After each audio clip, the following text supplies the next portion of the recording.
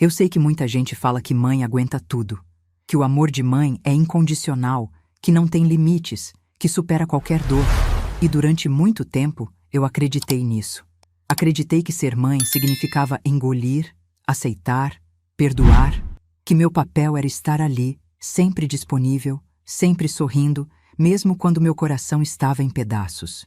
Me chamo Marlene Tavares de Andrade, tenho 67 anos, e essa história começa no dia em que descobri que existe, sim, um limite. Um ponto onde o amor próprio precisa falar mais alto. Um momento em que uma mãe olha para o filho que criou e percebe que ele se tornou um estranho. Eu ainda lembro de cada detalhe daquela noite. O cheiro do bolo de chocolate que vinha do salão de festas. O perfume adocicado que Viviane sempre usava, aquele que ela dizia ser importado. O som das risadas das crianças correndo entre as mesas.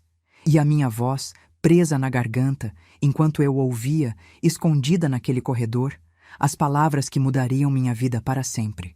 Era a festa de 3 anos do meu neto Henrique. 3 anos. 1095 dias desde que eu segurei aquele menino nos braços pela primeira vez, por exatos 5 minutos, antes de Viviane pegá-lo de volta, dizendo que recém-nascido não podia ficar passando de colo em colo. 1095 dias tentando ser avó, tentando fazer parte da vida dele, tentando ocupar um espaço que parecia diminuir a cada visita. Cheguei ao salão às 15 horas, pontualmente como o convite pedia. E olha que nem convite de verdade eu recebi. Foi uma mensagem de texto, seca, enviada por Renato 3 dias antes. Festa do Henrique, sábado às 15 horas, salão do condomínio. Sem mãe, sem seria muito importante sua presença. Sem nada que demonstrasse que eu era alguém especial naquela família. Mas eu fui. Claro que fui. Era meu neto. Meu único neto. O filho do meu único filho. E eu tinha passado a semana inteira escolhendo o presente perfeito. Um cavalinho de balanço de madeira artesanal, pintado à mão, que encontrei numa lojinha do centro antigo. Custou R$800. R$800 que eu não tinha, que parcelei em 10 vezes, porque queria ver o sorriso de Henrique quando abrisse. Entrei no salão carregando aquela caixa enorme, com o coração cheio de esperança. Mas bastou dar 3 passos para eu entender exatamente qual era o meu lugar naquela festa.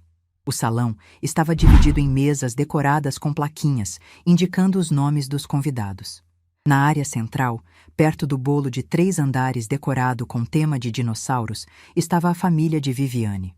Os pais dela ocupavam uma mesa especial, com uma plaquinha dourada escrita em letra cursiva.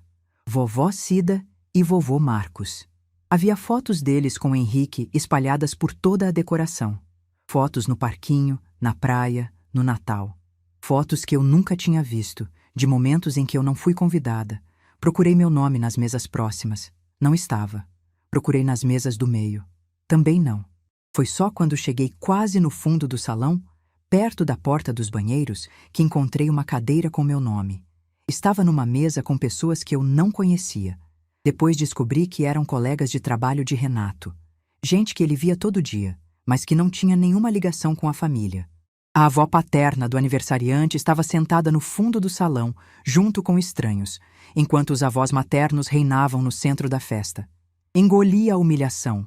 Respirei fundo. Disse a mim mesma que o importante era estar ali, ver meu neto feliz, fazer parte daquele momento mesmo que fosse das margens. Sentei na minha cadeira, coloquei o presente debaixo da mesa e tentei sorrir para as pessoas ao meu redor. A tarde foi passando devagar. Eu observava de longe Henrique correndo de um lado para o outro, brincando com os primos, os filhos das irmãs de Viviane. Toda vez que ele passava perto da minha mesa, eu acenava. Ele sorria de volta, mas sempre tinha alguém para puxá-lo em outra direção antes que pudesse vir me abraçar. Quando chegou a hora das fotos oficiais, o fotógrafo pediu para os avós se posicionarem ao lado do bolo com Henrique. Dona Cida e seu Marcos levantaram imediatamente, ajeitando as roupas, sorrindo para a câmera. Eu também levantei. Era a avó também, não era? Tinha o mesmo direito de estar naquela foto. Mas antes que eu pudesse dar 2 passos, a voz de Viviane cortou o salão. Dona Marlene, essa foto é só da família mais próxima. A gente faz uma com a senhora depois, tá? Família mais próxima. Eu, que carregava Renato no ventre há 40 anos. Eu, que amamentei aquele menino durante 2 anos. Eu, que vendi o carro que era do meu falecido marido para dar a entrada no apartamento onde eles moravam. Eu não era família próxima. Fiquei paralisada no meio do salão.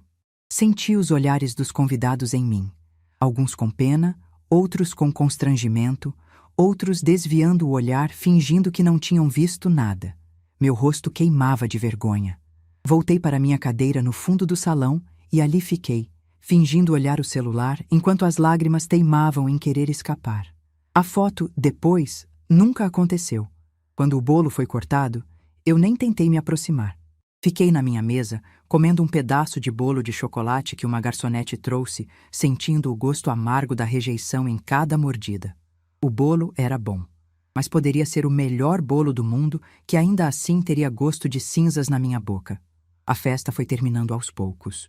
Os convidados começaram a ir embora, abraçando Viviane e Renato na porta, parabenizando pela linda festa. Eu esperei todo mundo sair para tentar entregar meu presente a Henrique. Queria pelo menos isso. Queria ver os olhos dele brilhando quando visse o cavalinho de balanço. Peguei a caixa e fui em direção aonde Henrique estava, ainda brincando com alguns primos que tinham sobrado. Mas antes que eu chegasse, Viviane apareceu na minha frente como se tivesse brotado do chão. Deixa o presente ali na mesa, dona Marlene. O Henrique já está muito cansado. Muita gente querendo atenção. A senhora entende, né? Ela pegou a caixa da minha mão. Nem olhou o que era. Nem perguntou. Simplesmente jogou numa pilha de presentes que estavam amontoados num canto. R$ 800 em 10 parcelas, jogados numa pilha como se fossem qualquer coisa. Eu entendi o recado. Peguei minha bolsa, meu casaco e fui em direção à saída. Precisava sair dali antes de desabar. Antes de perder a compostura que minha mãe me ensinou a manter em qualquer situação. Foi então que passei pelo corredor que levava à cozinha do salão. E foi ali, naquele corredor que cheirava a bolo de chocolate e perfume importado, que ouvi as palavras que mudaram tudo. A porta da cozinha estava entreaberta. Viviane estava lá dentro, de costas para a porta, falando com Renato num tom que ela claramente achava que ninguém podia ouvir. Renato, eu não aguento mais. Sua mãe me olha como se eu fosse uma criminosa. Toda vez que ela aparece, eu passo mal de nervoso. Fico dias sem conseguir dormir direito. Você viu hoje? Ela queria se enfiar na foto da família, queria pegar o Henrique no colo na frente de todo mundo, como se tivesse algum direito. Eu não aguento mais isso. Fiquei paralisada.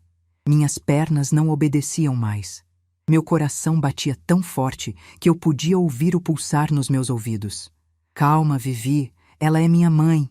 E eu sou sua esposa, a mãe do seu filho. Você vai ter que escolher, Renato. Ou ela ou eu. Porque as duas na sua vida não dá mais. Eu não aguento mais essa mulher aparecendo, julgando, querendo se meter. Você vai ter que escolher. O silêncio que se seguiu durou uma eternidade. Eu esperei. Esperei pelo meu filho dizer algo. Qualquer coisa. Esperava que ele defendesse a mulher que passou noites em claro cuidando dele quando tinha febre. A mulher que trabalhou em 2 empregos para pagar a faculdade dele.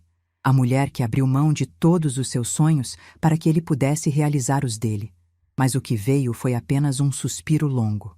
E depois, a voz do meu filho, baixa, quase um sussurro covarde. Tá bom, Vivi, eu converso com ela. Tá bom. 2 palavras. 2 palavras que destruíram 40 anos de dedicação. 2 palavras que jogaram no lixo cada madrugada que eu passei acordada cuidando dele. Cada real que eu economizei para dar a ele uma vida melhor. Cada sonho meu que foi adiado, engavetado, esquecido, para que os sonhos dele pudessem existir. Tá bom. Ele saiu da cozinha e me encontrou ali, parada no corredor, com o casaco na mão. Nossos olhos se cruzaram. Eu vi o exato momento em que ele percebeu que eu tinha ouvido tudo. Vi a cor sumir do rosto dele. Vi a boca se abrir procurando palavras que não existiam. Mãe, eu... Não precisa explicar, filho. Mãe, não é o que você está pensando. A Vivi está nervosa. Foi um dia longo. Eu disse que não precisa explicar. Ele ficou em silêncio. O filho que eu criei para ser forte, para ter palavra, para defender quem amava, estava ali na minha frente sem conseguir me olhar nos olhos. E as únicas palavras que saíram da boca dele foram: "Desculpa, mãe. Desculpa." Como se um pedido de desculpas pudesse apagar o que eu tinha acabado de ouvir. Como se desculpa fosse um curativo para uma ferida daquele tamanho. Eu não gritei, não chorei, não fiz cena. Minha mãe me ensinou que uma mulher de verdade mantém a compostura mesmo quando o mundo está desabando. Apenas olhei para ele, para aquele homem que eu não reconhecia mais, e disse com a voz mais calma que consegui: "Não precisa se desculpar, filho." Eu entendi perfeitamente. Peguei minha bolsa, coloquei o casaco e abri o aplicativo de táxi no celular. Chamei um carro. Saí daquele salão sem olhar para trás. Sem me despedir de ninguém. Sem dar a Viviane a satisfação de me ver derrotada. O táxi chegou em 5 minutos. Entrei, dei o endereço da minha casa e só quando o carro virou a primeira esquina, longe daquele condomínio, longe daquela festa, longe do filho que tinha me escolhido como sacrifício, eu deixei as lágrimas caírem. Mas não eram lágrimas de tristeza. Não eram lágrimas de autopiedade. Eram lágrimas de algo se quebrando dentro de mim. Algo que tinha aguentado demais. Por tempo demais. E junto com essa quebra, senti algo que não esperava sentir. Alívio. Porque enquanto as lágrimas escorriam pelo meu rosto e as luzes da cidade passavam borradas pela janela do táxi, uma certeza foi tomando forma dentro de mim. Uma certeza que crescia a cada quilômetro que me afastava daquela festa. Eu tinha ouvido o ultimato. Eu tinha ouvido a escolha do meu filho. Mas o que Viviane não sabia, o que Renato não sabia, o que ninguém naquela festa imaginava, era que aquele apartamento onde eles moravam, aquele apartamento que eles achavam que era deles, só existia por minha causa. E que as parcelas daquele financiamento, os R$ 3.200 que saíam todo mês, não saíam do salário deles. Saíam da minha aposentadoria. O táxi me deixou na porta do meu prédio às 9h30 da noite. Subi as escadas devagar, abri a porta do apartamento, acendi a luz. Sentei no sofá da sala, ainda de casaco, ainda de bolsa no ombro, e fiquei ali, olhando para o nada, deixando a realidade finalmente se assentar. Meu filho tinha me escolhido como sacrifício. Depois de tudo que eu fiz, depois de tudo que eu dei, ele tinha olhado para tua esposa e dito: "Tá bom." Mas eu também podia fazer escolhas. E pela primeira vez em muitos anos, eu ia escolher a mim mesma. Naquela noite, deitada na minha cama, olhando para o teto escuro, tomei a decisão mais importante da minha vida. Não ia gritar, não ia fazer escândalo, não ia implorar por um lugar que claramente não queriam me dar. Ia fazer algo muito mais poderoso. Ia mostrar para eles que a mulher que tratavam como invisível era, na verdade, a única coisa que sustentava a vida confortável deles. E quando descobrissem, seria tarde demais. Para vocês entenderem o peso daquela noite, eu preciso voltar no tempo. Preciso contar como cheguei até aquele corredor, ouvindo meu filho me trocar pela esposa como quem troca uma peça de roupa velha. Porque essa história não começou na festa do Henrique. Começou muito antes, no dia em que perdi o homem que era meu alicerce e descobri que a solidão de uma viúva é o terreno perfeito para ser explorada por quem deveria protegê-la. Geraldo partiu há 6 anos, levado por uma condição cardíaca numa madrugada gelada de julho. Eu acordei às 3 da manhã com um pressentimento estranho. Virei para o lado e vi que ele estava imóvel. Chamei seu nome 1, 2, 3 vezes. Sacudi seu ombro, já estava frio.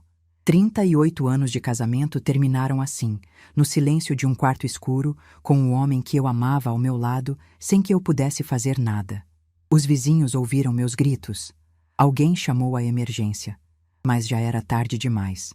O velório foi numa quarta-feira chuvosa. Renato estava lá, ao meu lado, segurando minha mão.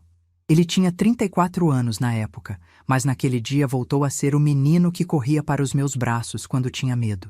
Eu olhava para ele e via Geraldo. Os mesmos olhos castanhos, o mesmo jeito de inclinar a cabeça. Meu filho era tudo que me restava. Nos primeiros meses, Renato foi minha rocha. Aparecia toda semana, me ajudou a resolver a papelada e a organizar a vida que eu teria que viver sozinha. Mas então veio Viviane. Renato me apresentou ela 4 meses depois do velório. Uma moça de 28 anos, cabelos lisos, sempre maquiada, que trabalhava com ele numa empresa de contabilidade. No primeiro jantar juntos, ela foi simpática, elogiou minha comida, disse que tinha ouvido falar muito bem de mim. Eu quis gostar dela. Meu filho parecia feliz, e ver aquele brilho nos olhos dele era como um presente. Então, ignorei a frieza que vi por trás daquele sorriso ensaiado. Disse a mim mesma que era ciúme de mãe, coisa boba. O noivado veio 5 meses depois. Rápido demais, eu pensei, mas guardei para mim. Quando ofereci ajuda para organizar o casamento, Viviane sorriu daquele jeito que eu aprenderia a reconhecer como rejeição disfarçada e disse que a mãe dela já estava cuidando de tudo. No dia da cerimônia, descobri que meu lugar era na 3ª fileira. A mãe de Viviane estava na 1ª, bem no centro, com um vestido azul royal que combinava com a decoração. Eu estava atrás, de verde escuro, um vestido de liquidação. Quando perguntei a Renato, ele murmurou que foi Viviane quem organizou, que não era nada pessoal. Não era nada pessoal. Meu filho estava se casando e eu estava sentada atrás de tias que mal conhecia. Mas engoli. Sorri. Porque era isso que uma boa mãe fazia, não era? 1 mês depois do casamento, recebi a ligação que mudaria tudo. Era uma noite de terça-feira. Eu estava assistindo novela quando o telefone tocou. A voz de Renato do outro lado estava embargada, quase trêmula. Mãe, eu preciso te contar uma coisa. A gente encontrou um apartamento. É perfeito, mãe. 3 quartos, varanda, numa região boa perto do trabalho. Mas a gente não tem dinheiro para a entrada. Ele fez uma pausa longa. Eu sabia o que vinha a seguir. Conhecia meu filho bem demais para não reconhecer aquele silêncio constrangido. Quanto é a entrada, filho? 180 mil. O número ficou suspenso entre nós. 180 mil reais.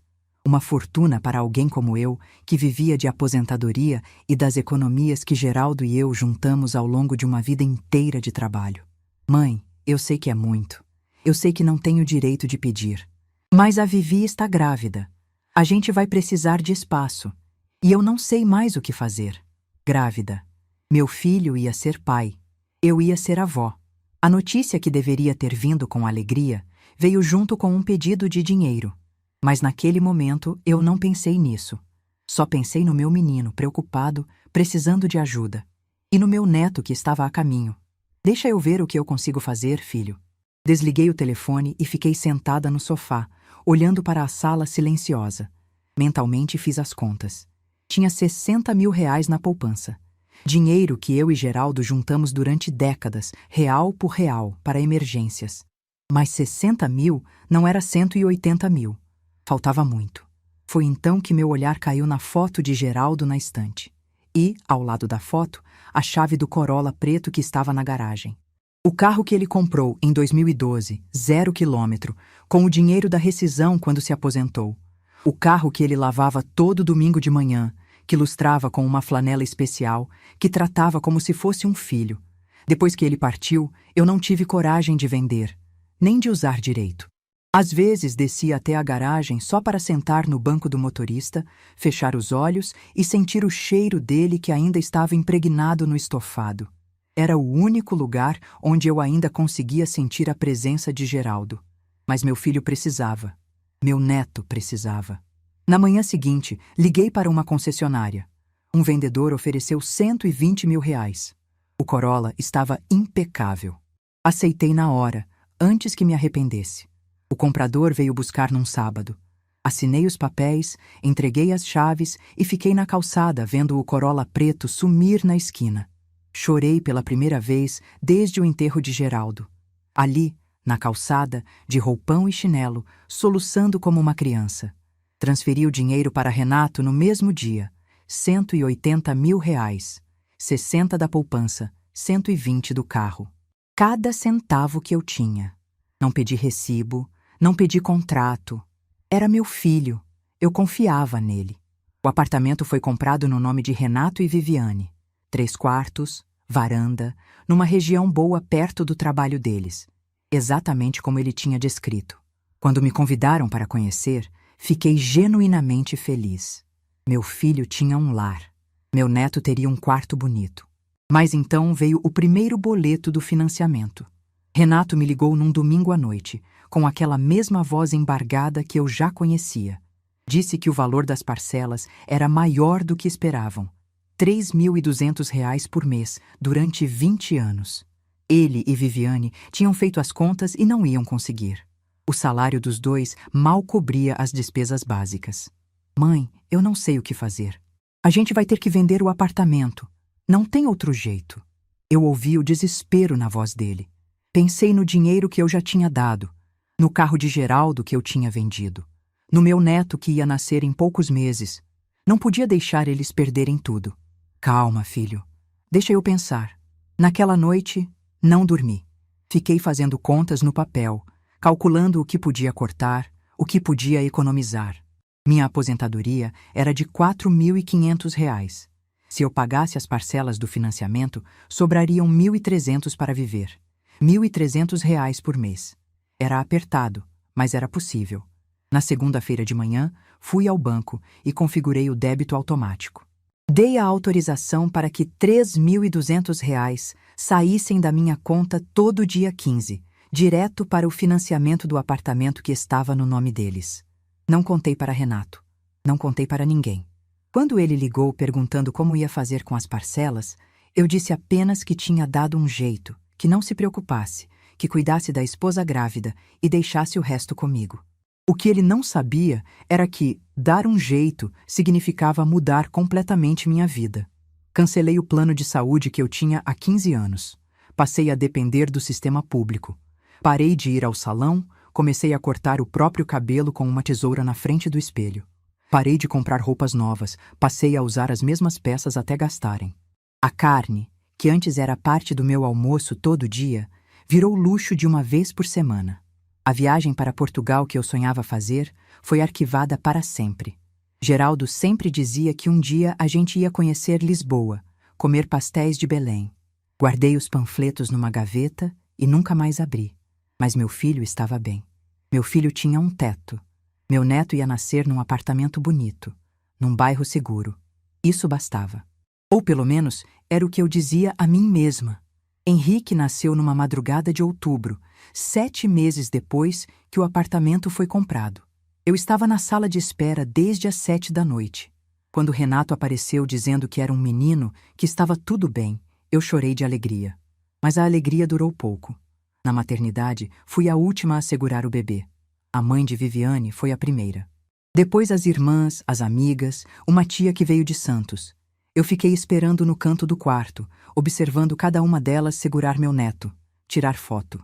Quando finalmente chegou minha vez, Viviane olhou para o relógio e disse que recém-nascido não podia ficar passando de colo em colo. Segurei Henrique por 5 minutos. 5 minutos para olhar nos olhos do meu neto pela primeira vez. Depois, Viviane pegou ele de volta. As visitas em casa foram piores. Viviane criou regras que eram só para mim. Avisar com 3 dias de antecedência. Não aparecer de surpresa. Não trazer presente sem autorização. Uma vez, levei um ursinho de pelúcia que vi numa vitrine e achei lindo.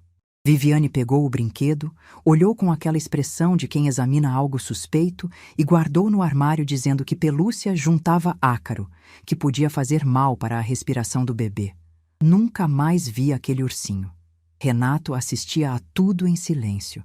Ficava no canto da sala, olhando para o chão, enquanto a esposa ditava as regras. Quando nossos olhares se cruzavam, ele desviava. O filho que eu criei para ser forte, para ter opinião, tinha se tornado um homem que não conseguia olhar nos olhos da própria mãe. Quando Henrique fez 1 ano, Renato me procurou com mais um pedido. Viviane precisava de um carro para levar o bebê ao pediatra, à creche.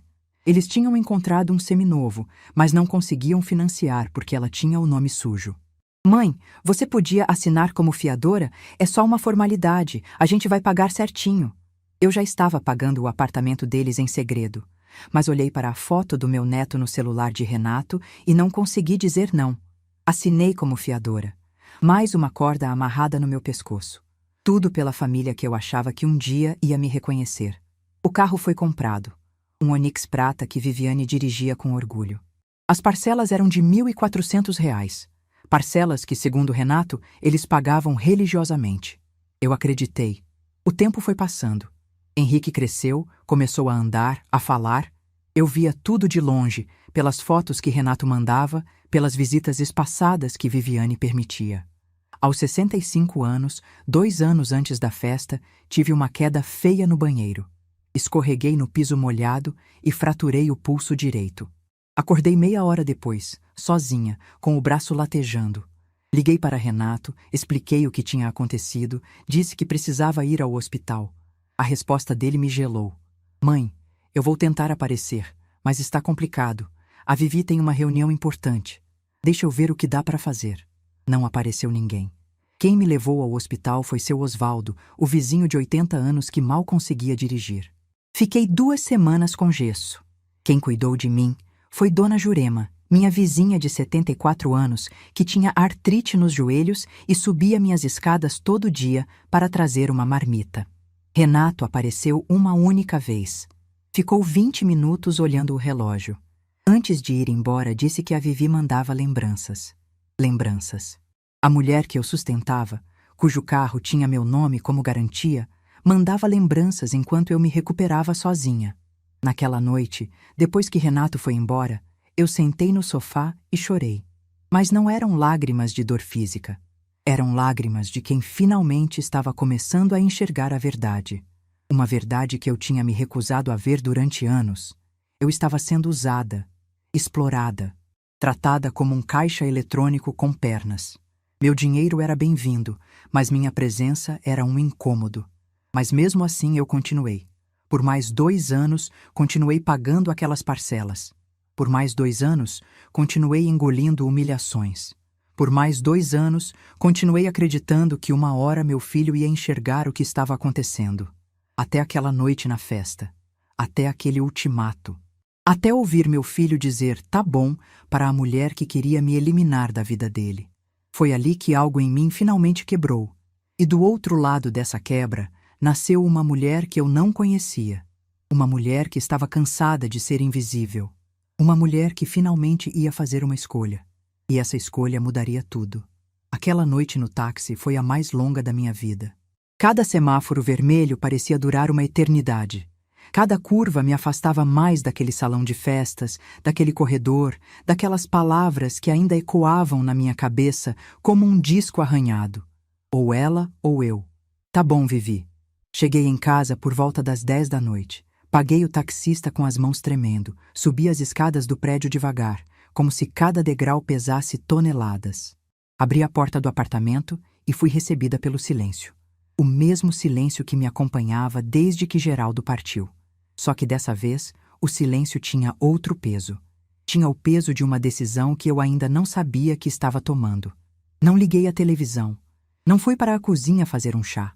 Apenas sentei no sofá, ainda de bolsa e casaco, e fiquei ali, olhando para o nada.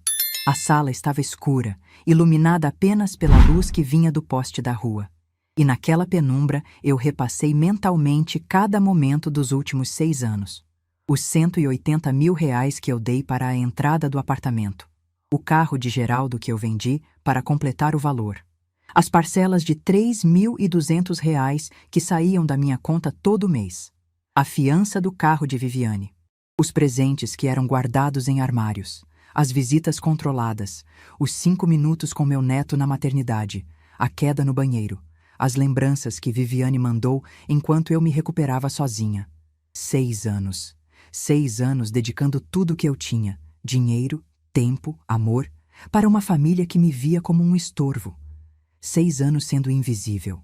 6 anos engolindo humilhações porque acreditava que um dia as coisas iam melhorar. E qual foi o resultado? Meu filho dizendo, tá bom, para a mulher que queria me eliminar da vida dele. Naquela noite, não chorei mais.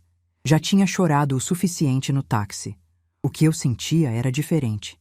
Era uma clareza gelada, uma lucidez que eu não experimentava há muito tempo.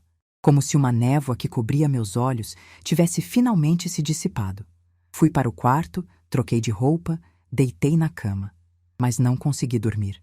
Fiquei olhando para o teto, ouvindo o barulho dos carros lá fora, pensando no que fazer. Pela primeira vez em anos, eu estava me perguntando: o que eu quero? O que é melhor para mim?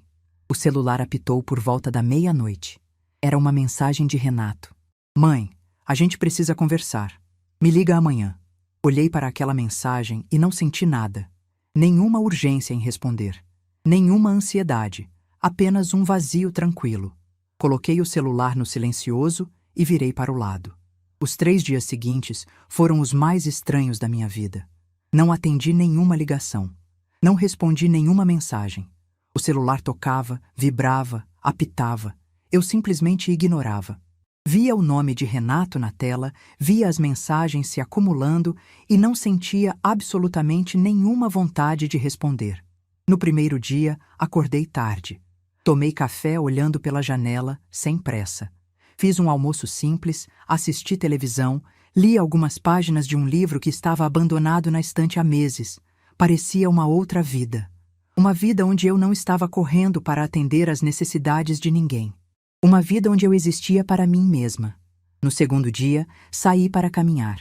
Fui até a praça do bairro, sentei num banco, fiquei observando as pessoas passando. Mães com carrinhos de bebê, casais de mãos dadas, idosos conversando. A vida acontecendo ao meu redor enquanto eu, pela primeira vez em muito tempo, não estava preocupada com nada além do momento presente. No terceiro dia, Dona Jurema bateu na minha porta. Ela tinha ouvido de Renato que eu não estava atendendo o telefone e veio ver se estava tudo bem.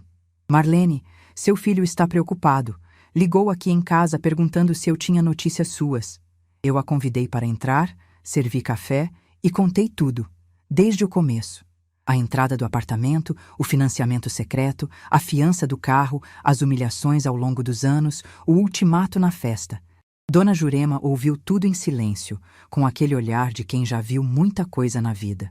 Quando terminei, ela pegou minha mão e disse algo que nunca vou esquecer. Marlene, você passou a vida inteira cuidando dos outros. Agora chegou a hora de cuidar de você.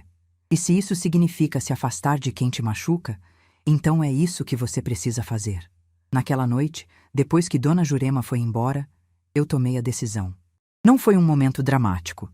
Não teve trilha sonora de filme. Foi uma certeza calma que se instalou no meu peito. Eu sabia exatamente o que precisava fazer. Na manhã do 4º dia, acordei às 6 horas. Tomei banho, me arrumei com cuidado, escolhi uma roupa que me fazia sentir forte. Tomei café sem pressa, lavei a louça, organizei a cozinha. E às 9 em ponto, quando o banco abriu, eu estava lá. A agência estava quase vazia àquela hora. Uma funcionária me atendeu com aquele sorriso automático de quem repete as mesmas frases o dia inteiro. Expliquei o que queria: cancelar uma autorização de débito automático. Ela pediu os dados da conta, digitou algumas coisas no computador, franziu a testa. A senhora quer cancelar o débito automático do financiamento imobiliário? Isso mesmo. A senhora tem certeza? O imóvel não está no seu nome, mas a senhora é a responsável pelo pagamento. Se cancelar, o financiamento vai entrar em inadimplência. Eu sei. Ela me olhou por um momento, talvez esperando que eu mudasse de ideia. Mas eu sustentei o olhar, firme, sem hesitar. Ela assentiu e continuou digitando. Vou precisar que a senhora assine alguns documentos. Assinei cada papel com uma calma que me surpreendeu. Minha mão não tremeu uma única vez. Cada assinatura era como tirar um peso das costas. Cada carimbo era um passo em direção à minha liberdade. Quando terminamos, a funcionária me entregou uma cópia dos documentos e disse que o cancelamento seria efetivado em até 2 dias úteis. Agradeci, guardei os papéis na bolsa e saí do banco. Mas eu ainda não tinha terminado. Da agência bancária, fui direto para a concessionária, onde tinha assinado como fiadora do carro de Viviane. O gerente me recebeu com aquela educação forçada de quem sente que vem problema pela frente. Expliquei a situação. Eu queria me retirar como fiadora do financiamento. Ele franziu a testa, consultou o sistema, explicou que não era tão simples assim, que eu tinha assinado um contrato, que havia compromissos legais. A senhora pode solicitar a substituição de fiador, mas os titulares do financiamento precisam apresentar um novo fiador ou quitar o valor restante. Caso contrário, se houver inadimplência, a senhora será acionada. E se eu simplesmente notificar que não quero mais ser fiadora? A senhora pode fazer isso formalmente, por escrito. Mas o contrato atual continua válido até que seja renegociado ou quitado. Pedi para fazer a notificação formal mesmo assim. Ele imprimiu um documento, eu assinei, e ele me deu uma cópia carimbada. Disse que ia comunicar os titulares sobre minha decisão. Saí da concessionária com mais um papel na bolsa e uma sensação estranha no peito. Não era alegria, não era tristeza, era uma espécie de paz. A paz de quem finalmente parou de carregar um peso que não era seu. Voltei para casa caminhando devagar. O sol estava forte, mas eu não me importava. Parei numa padaria, comprei pão fresco, um pedaço de queijo. Almocei sem pressa, saboreando cada garfada como se fosse a primeira refeição da minha vida. À tarde, o celular começou a tocar novamente. Renato. Dessa vez, eu atendi. Mãe, onde você estava? Eu liguei 1000 vezes, mandei mensagem, fui até seu prédio e a portaria disse que você não queria receber ninguém. A voz dele estava alterada, quase histérica. Diferente do homem que disse, tá bom, para a esposa 4 dias antes. Eu estava precisando de um tempo, filho. Tempo para quê? A gente precisa conversar, mãe. Sobre o que aconteceu na festa, sobre o que você ouviu. Eu sei o que eu ouvi, Renato. Silêncio do outro lado da linha. Eu podia imaginar ele passando a mão no cabelo, aquele gesto nervoso que fazia desde criança. Mãe, a Vivi estava nervosa. Foi o estresse da festa. Ela não quis dizer aquilo daquele jeito. Ela quis dizer exatamente daquele jeito. E você concordou. Eu não concordei, eu só... Você disse, tá bom. Eu ouvi. Mais silêncio. Mais longo dessa vez. Mãe, me deixa ir aí. A gente conversa pessoalmente. Não precisa vir, filho. Eu já tomei as decisões que precisava tomar. Que decisões? Do que você está falando? Respirei fundo. A hora tinha chegado. Mas eu não ia contar tudo por telefone. Algumas coisas ele precisava descobrir por conta própria. Você vai entender em breve. Cuida da sua família, Renato. Desliguei antes que ele pudesse responder. O celular tocou de novo imediatamente. Mas eu não atendi. Coloquei no silencioso e fui para a varanda tomar o ar fresco do fim de tarde. Dali, eu podia ver os prédios da cidade, as luzes começando a se acender, o céu ganhando tons de laranja e rosa. Era bonito. Eu tinha esquecido como era bonito simplesmente parar e olhar para o mundo ao redor. Nos dias seguintes, mantive minha rotina de silêncio. Ia à padaria, conversava com Dona Jurema, lia meus livros, assistia minhas novelas. O celular continuava tocando, as mensagens continuavam chegando, mas eu respondia apenas o mínimo necessário. Estou bem, preciso de tempo. Uma semana depois da festa, numa manhã de terça-feira, o telefone tocou cedo. Era Renato, de novo, mas dessa vez a voz dele era diferente. Não era raiva, não era irritação, era pânico. Mãe, o banco ligou aqui, estão dizendo que o pagamento do apartamento não foi feito, que está em atraso. Mãe, o que está acontecendo? Eu estava sentada na cozinha, tomando meu café da manhã. Olhei para a xícara na minha mão, para a luz do sol entrando pela janela, e senti uma calma absoluta. O que está acontecendo, filho, é que eu cancelei o débito automático. Como assim cancelou? Que débito automático? O débito automático que pagava as parcelas do seu apartamento. Todo mês, há 4 anos, R$ 3.200 saíam da minha conta direto para o financiamento. Você não sabia? O silêncio que se seguiu foi o mais longo da minha vida. Eu podia ouvir a respiração dele do outro lado, pesada, entrecortada. Mãe, do que você está falando? Quando você me ligou desesperado dizendo que não ia conseguir pagar as parcelas, eu fui ao banco e configurei o débito automático. Não contei para você porque achei que ia te preocupar. Achei que uma hora vocês iam conseguir se organizar e eu ia poder parar. Mas os anos foram passando e eu continuei pagando, com a minha aposentadoria. Cancelei meu plano de saúde, parei de comprar roupas, cortei tudo que podia cortar, tudo para garantir que vocês tivessem um teto. Ouvi um som estranho. Demorei a entender o que era. Depois percebi. Era o telefone batendo no chão. Tinha caído da mão dele. Esperei. Ouvi vozes abafadas ao fundo. A voz de Viviane perguntando o que tinha acontecido. A voz de Renato, trêmula, tentando explicar. Depois passos. E a voz dele de novo, agora mais longe, como se tivesse colocado no viva-voz. Mãe, por que você nunca contou? Porque eu sou sua mãe. E mães fazem sacrifícios pelos filhos. Pelo menos era o que eu acreditava. até ouvir que eu era um estorvo que precisava ser eliminado. Mais silêncio. Dessa vez, eu podia ouvir Viviane ao fundo, a voz dela alterada, perguntando coisas que eu não conseguia entender direito. E agora, mãe? O que vai acontecer agora? Tomei mais um gole do meu café. Estava na temperatura perfeita. Agora vocês vão ter que se virar, filho, como qualquer família adulta faz.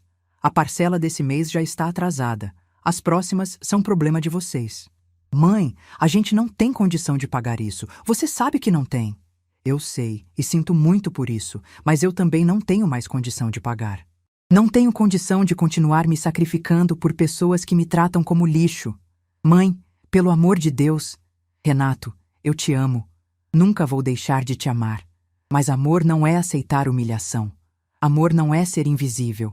Eu passei 6 anos sustentando a vida de vocês enquanto era tratada como uma visita indesejada. Isso acabou. Desliguei o telefone. Dessa vez, não coloquei no silencioso. Simplesmente desliguei. Fiquei ali na cozinha, olhando para a luz do sol que entrava pela janela, ouvindo os pássaros cantando lá fora. E pela primeira vez em muitos anos, eu sorri.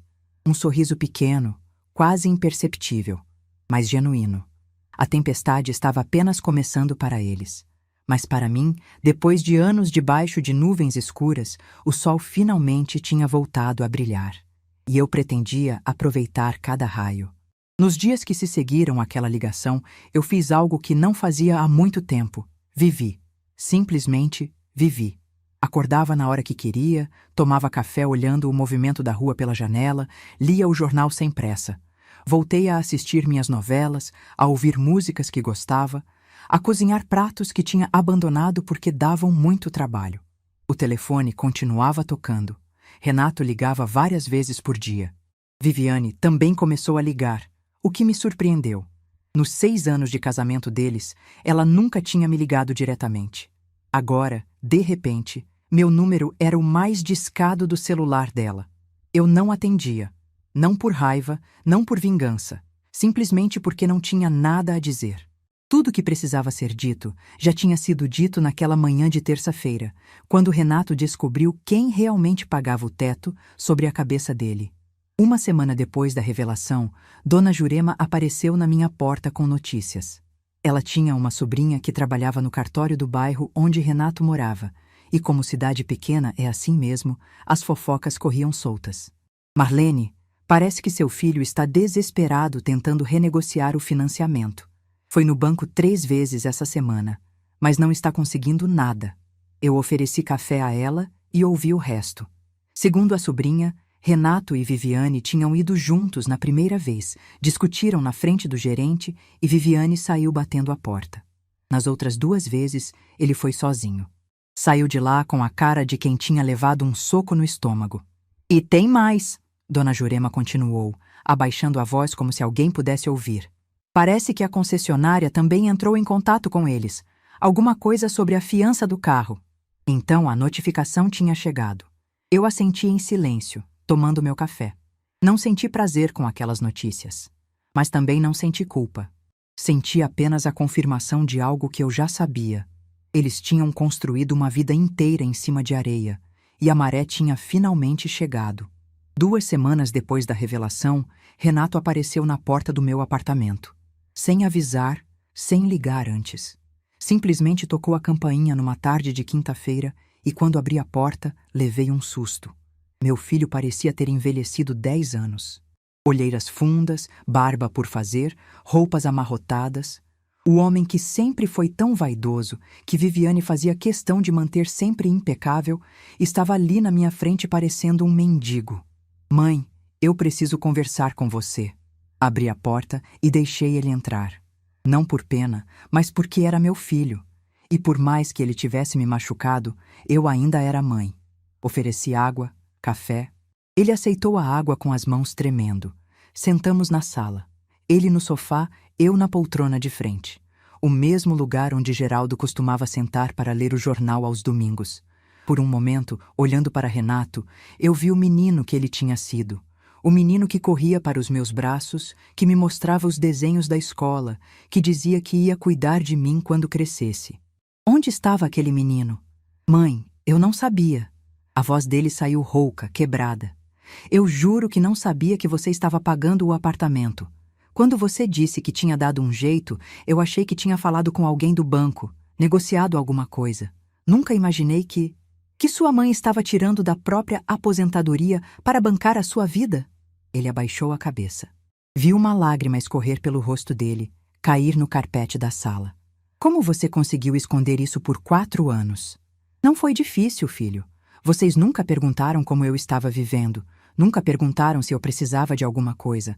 Nunca repararam que eu tinha parado de ir ao salão, que estava usando as mesmas roupas há anos, que não tinha mais plano de saúde. Vocês simplesmente não olhavam para mim. Ele levantou os olhos, vermelhos de choro. Mãe, me desculpa, por favor, me desculpa. Eu já te desculpei, Renato. No momento em que saí daquele salão de festas, eu te desculpei. Mas desculpar não significa voltar atrás. Não significa continuar sendo usada. Eu nunca quis te usar, mãe. Mas usou. Talvez não conscientemente, mas usou. Você e Viviane construíram uma vida confortável nas minhas costas e ainda me tratavam como se eu fosse um incômodo, um problema a ser resolvido.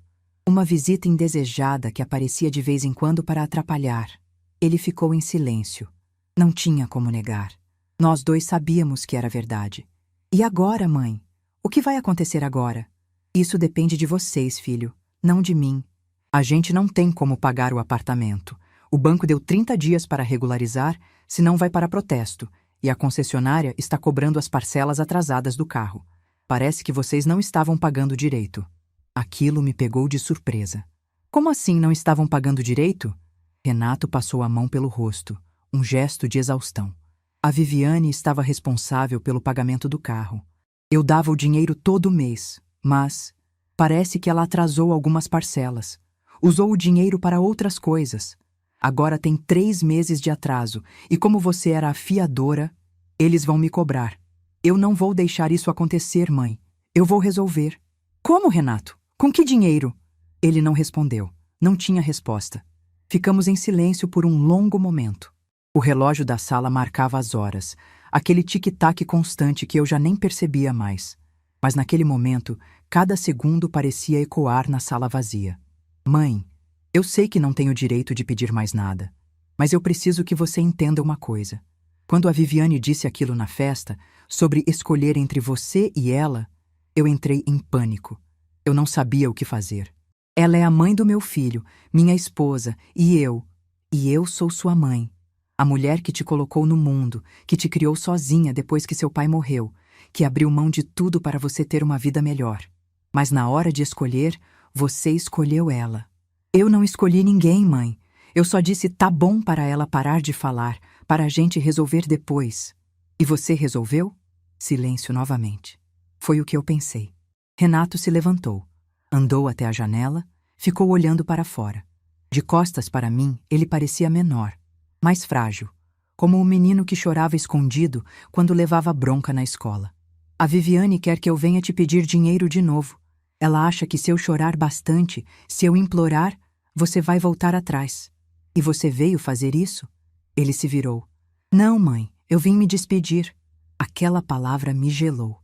Se despedir como? A gente vai perder o apartamento. Não tem jeito.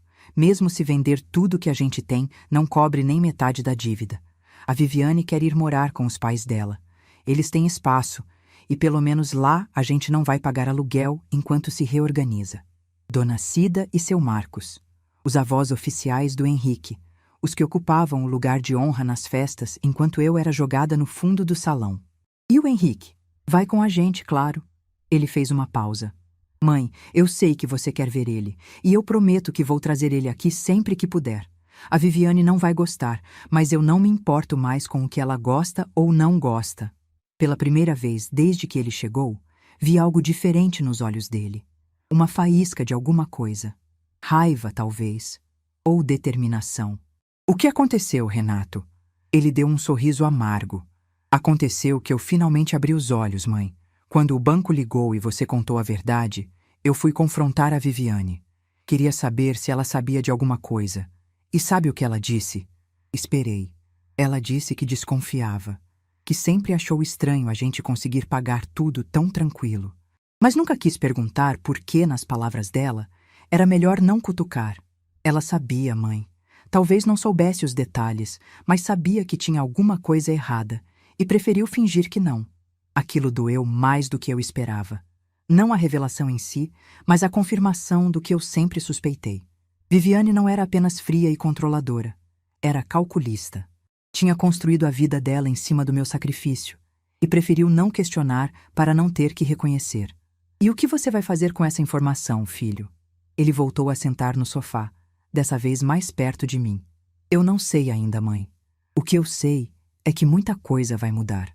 Eu passei 6 anos sendo o marido que ela queria que eu fosse, concordando com tudo, evitando conflito, deixando ela decidir tudo. E onde isso me levou? A perder meu apartamento, meu carro e quase perder minha mãe. Estendi a mão e segurei a dele. Estava gelada. Você não me perdeu, Renato. Eu estou aqui, mas eu quase perdi. Se você não tivesse tomado essa atitude, se tivesse continuado pagando em silêncio, eu nunca teria descoberto a verdade. Continuaria vivendo uma mentira, achando que estava tudo bem, enquanto você se sacrificava sem ninguém saber. É por isso que eu fiz o que fiz, filho. Não foi por vingança. Foi para abrir os seus olhos. E os meus também. Ele apertou minha mão. Obrigado, mãe. Eu sei que parece loucura agradecer por ter perdido tudo, mas... obrigado. Ficamos assim por um momento, mãe e filho, de mãos dadas na sala silenciosa. Lá fora, o sol começava a se pôr, pintando o céu de laranja e rosa. Era bonito. A vida continuava sendo bonita, mesmo em meio ao caos. Mãe, eu preciso te pedir uma última coisa. E não é dinheiro. O que é? Perdão, não pelas coisas práticas, pelo apartamento, pelo dinheiro. Perdão por ter te feito sentir invisível, por ter deixado a Viviane te tratar daquele jeito, por não ter sido o filho que você merecia. Olhei nos olhos dele. Os mesmos olhos castanhos de Geraldo. Os mesmos olhos do menino que um dia prometeu cuidar de mim. Você é meu filho, Renato.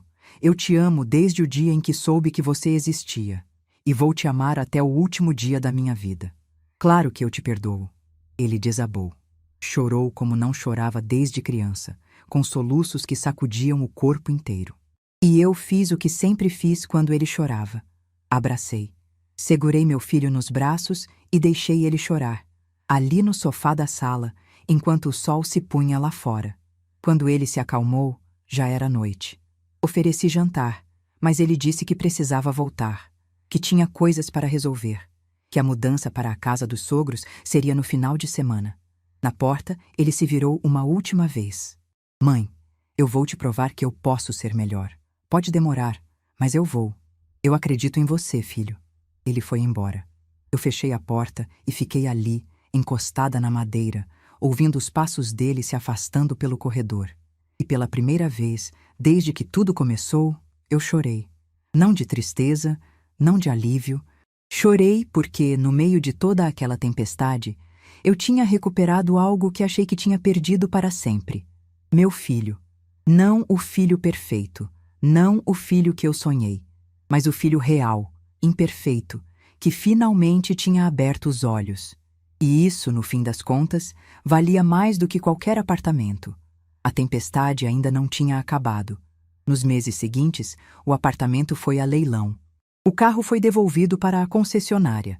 Renato, Viviane e Henrique se mudaram para a casa dos pais dela, num bairro mais afastado da cidade. Mas algo tinha mudado. Algo fundamental. E eu sabia que, quando a poeira baixasse, as coisas seriam diferentes.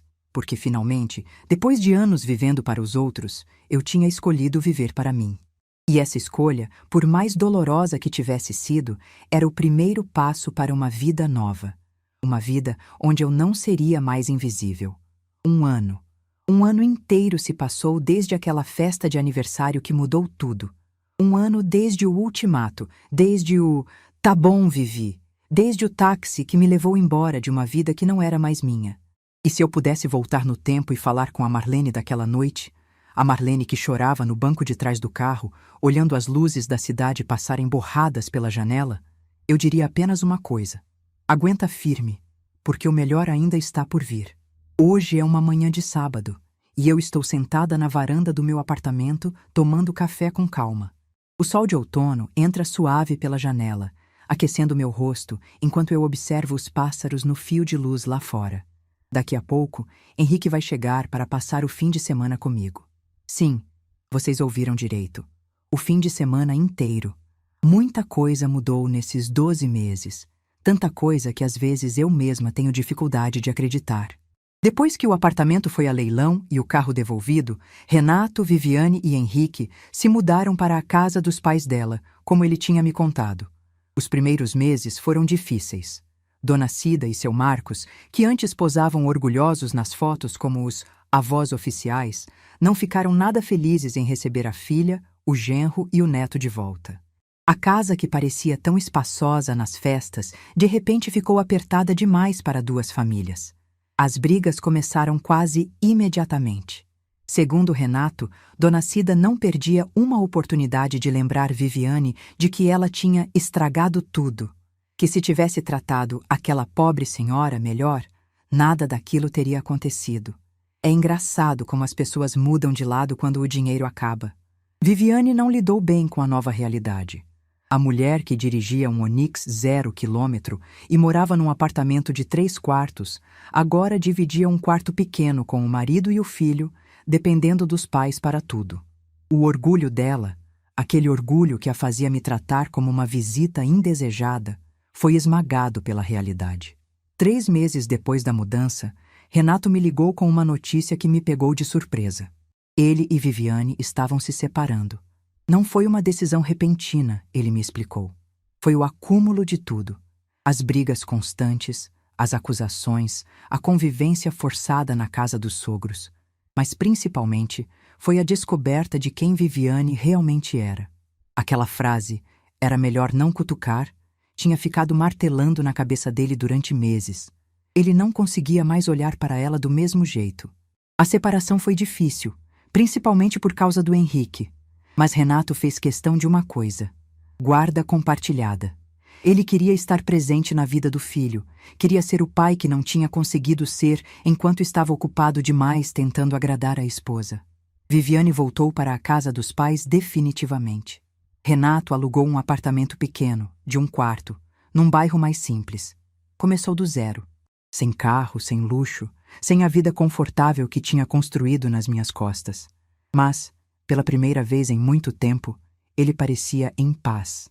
As visitas do Henrique à minha casa começaram tímidas. Uma tarde de domingo aqui, algumas horas ali.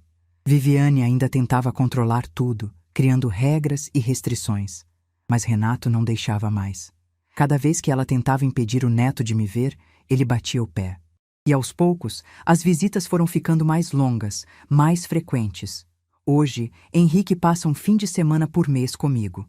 Um fim de semana inteiro, só nós dois. Eu faço bolo de chocolate, o favorito dele. Assistimos desenhos juntos, brincamos de massinha, vamos à pracinha do bairro. Ele me chama de vovó Lene e me dá beijos melados de chocolate no rosto. Cada momento com ele é um presente que eu não sabia que ainda podia receber. E Viviane? Bem, Viviane não olha mais na minha cara. Quando Renato vem buscar ou trazer Henrique e ela está junto, ela fica no carro, olhando para o celular. Nunca mais trocamos uma palavra sequer. E sabe de uma coisa? Eu não me importo. Aquela mulher não tem mais nenhum poder sobre mim. Mas as mudanças não aconteceram só na vida deles. Aconteceram na minha também. Lembram da viagem para Portugal que eu arquivei numa gaveta há anos? Aquela que eu e Geraldo sonhávamos em fazer juntos? Pois é. Há 3 meses eu finalmente fui. Juntei o dinheiro que estava sobrando agora que não pagava mais financiamento de ninguém. Pesquisei pacotes, escolhi um roteiro e embarquei sozinha num avião pela primeira vez na vida aos 67 anos. Sozinha. Eu, que durante décadas não fazia nada sem pensar primeiro nos outros. Lisboa foi tudo o que eu imaginava e mais. Caminhei pelas ruas antigas do bairro Alto, sentindo as pedras portuguesas sob meus pés, ouvindo o fado escapando pelas janelas abertas. Comi pastéis de Belém ainda quentinhos, com aquela crosta crocante e o recheio cremoso que Geraldo tanto sonhava em provar. Chorei olhando o pôr do sol no Tejo, sentada num banco de praça, deixando as lágrimas escorrerem livres pelo meu rosto. E em cada momento eu sentia Geraldo ali comigo. Não de um jeito triste, mas de um jeito leve, como se ele estivesse orgulhoso de me ver finalmente vivendo. Numa noite, sentada num restaurante típico, ouvindo uma fadista cantar sobre saudade, eu fechei os olhos e quase pude sentir a mão dele na minha. Você conseguiu, Marlene. Eu quase ouvi a voz dele dizendo: você finalmente conseguiu. Tirei uma foto na Torre de Belém e mandei para Renato. Ele respondeu com um emoji de coração e uma mensagem: o pai estaria feliz de ver você aí, mãe. Chorei de novo, mas dessa vez eram lágrimas boas. Lágrimas de uma vida que finalmente estava sendo vivida. Voltei de Portugal renovada, diferente, não só por causa dos lugares que conheci, mas por causa da mulher que descobri que ainda existia dentro de mim. Uma mulher corajosa, independente, capaz de atravessar o oceano sozinha e voltar inteira. Uma mulher que eu tinha esquecido há muito tempo. Desde então, muita coisa mudou na minha rotina. Voltei a frequentar o salão toda semana. Comprei roupas novas, coloridas, que me fazem sentir bonita. Fiz um plano de saúde novamente. Comecei a fazer caminhadas todas as manhãs na praça do bairro, onde encontrei outras senhoras da minha idade que se tornaram amigas queridas. Dona Jurema, minha vizinha fiel, continua sendo minha companheira de cafés da tarde. Ela foi a primeira pessoa para quem mostrei as fotos de Portugal. Ficamos horas relembrando cada detalhe, e ela disse que eu estava rejuvenescida. Acho que ela tem razão. Renato vem me visitar toda semana. Não para pedir nada, não para reclamar de nada. Vem simplesmente para me ver, para conversar, para ser filho. Às vezes traz Henrique junto, às vezes vem sozinho. Sentamos na sala, tomamos café e ele me conta sobre o trabalho novo, sobre as dificuldades, sobre as pequenas vitórias do dia a dia. Outro dia, ele me disse algo que me emocionou profundamente. Disse que a coisa mais importante que eu tinha ensinado a ele não foi nenhuma lição de infância, nenhum conselho sobre a vida. Foi o que eu fiz naquele dia, quando cancelei o financiamento e decidi viver para mim mesma. Mãe, você me mostrou que a gente pode se reconstruir em qualquer idade, que nunca é tarde para escolher a si mesmo. Eu estava tão perdido, tão preso numa vida que não era minha, e ver você tomando as rédeas da sua vida me deu coragem para fazer o mesmo. Eu olhei para ele, para aquele homem de 40 anos que ainda tinha tanto do menino que eu criei, e senti meu coração transbordar. Não de orgulho apenas, mas de gratidão. Gratidão por ter tido forças para fazer o que fiz. Gratidão por ele ter finalmente aberto os olhos. Gratidão por ainda termos tempo de construir uma relação verdadeira. Ele me perguntou se eu me arrependia de algo. Pensei por um momento antes de responder. Disse que me arrependia de ter demorado tanto, que se pudesse voltar no tempo, teria me valorizado desde o começo. Mas também disse que tudo tem seu tempo, e que talvez eu precisasse passar por tudo aquilo para me tornar quem sou hoje. Nem tudo é perfeito, claro. A vida nunca é. Renato ainda enfrenta dificuldades financeiras. A relação com Viviane continua tensa por causa da guarda do Henrique. Tem dias em que eu sinto falta de Geraldo com uma intensidade que me sufoca. Tem noites em que acordo pensando em tudo que passei e me pergunto se poderia ter feito diferente. Mas então, o sol nasce, eu tomo meu café na varanda e lembro de onde eu estava há 1 ano. Uma mulher de 67 anos sendo expulsa emocionalmente da própria família. Uma mulher invisível, tratada como estorvo, sustentando em silêncio pessoas que não a enxergavam. Uma mulher que tinha esquecido completamente quem era. Essa mulher não existe mais. A campainha toca. Eu largo a xícara de café e vou até a porta, já sabendo quem é. Abro e dou de cara com Henrique, que pula nos meus braços antes mesmo de eu ter chance de dizer oi. Vovó Lene, eu trouxe meu dinossauro novo para te mostrar. Renato está logo atrás, sorrindo. Ele me dá um beijo no rosto, entra com a mochila do Henrique e já vai para a cozinha preparar mais café. Porque agora ele sabe onde fica cada coisa na minha casa. Porque agora ele faz parte da minha vida de verdade, não apenas quando precisa de algo. Eu sento no sofá com o Henrique no colo, ouvindo ele explicar cada detalhe do dinossauro de brinquedo com aquele entusiasmo que só criança tem. E enquanto ele fala, eu olho ao redor. Para as fotos de Portugal na estante, para as plantas novas na varanda, para meu filho na cozinha, cantarolando uma música enquanto faz café, para essa vida que eu construí do 0 aos 67 anos. E eu penso em todas as mulheres que estão passando pelo que eu passei. Mães que se anulam pelos filhos, avós que são tratadas como invisíveis, sogras que são vistas como inimigas apenas por existirem, mulheres que sacrificam tudo, absolutamente tudo, e recebem em troca ingratidão e descaso. Para vocês, eu quero dizer uma coisa: nunca é tarde. Nunca é tarde para escolher a si mesma. Nunca é tarde para parar de aceitar o inaceitável. Nunca é tarde para descobrir que você é muito mais do que o papel que te colocaram. Mãe, avó, sogra, esposa, tudo isso faz parte de quem somos, mas não é tudo que somos. Eu tinha 67 anos quando decidi que não seria mais invisível. 67 anos quando finalmente entendi que amor próprio não é egoísmo, é sobrevivência. Naquela festa, quando Viviane disse ou ela ou eu, ela achou que estava me dando um ultimato. Mas, na verdade, sem saber, ela me deu o maior presente da minha vida. Me deu a chance de escolher. E eu escolhi a única pessoa que tinha me esquecido de escolher durante décadas. Eu mesma. Henrique puxa minha manga, querendo que eu preste atenção na história do dinossauro. Eu sorrio, bagunço o cabelo dele e mergulho na narrativa fantasiosa de uma criança de 4 anos. Renato aparece com o café, senta do meu lado e ficamos ali os três, numa manhã de sábado qualquer, sendo simplesmente família. Não uma família perfeita. Não uma família de comercial de margarina. Mas uma família de verdade, construída com honestidade, com respeito, com amor que não sufoca nem anula. Uma família onde eu tenho lugar, voz, presença. Uma família onde eu nunca mais serei invisível. E isso, depois de tudo que eu passei, é mais do que eu jamais poderia ter sonhado. Às vezes, quando a casa está silenciosa e eu estou sozinha com meus pensamentos, eu penso naquela Marlene de 1 ano atrás. A que encontrou suas coisas no jardim emocional da própria família. A que ouviu ou ela ou eu e viu o filho escolher o lado errado. A que chorou no táxi voltando para casa.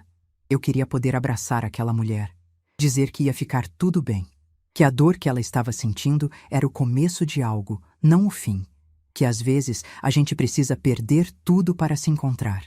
Que o silêncio dela naquele corredor, a dignidade com que saiu daquela festa, seria o primeiro passo de uma jornada incrível. Meu nome é Marlene Tavares de Andrade, tenho 68 anos, e essa é a minha história. A história de uma mulher que um dia foi tratada como figurante na própria vida e decidiu se tornar protagonista.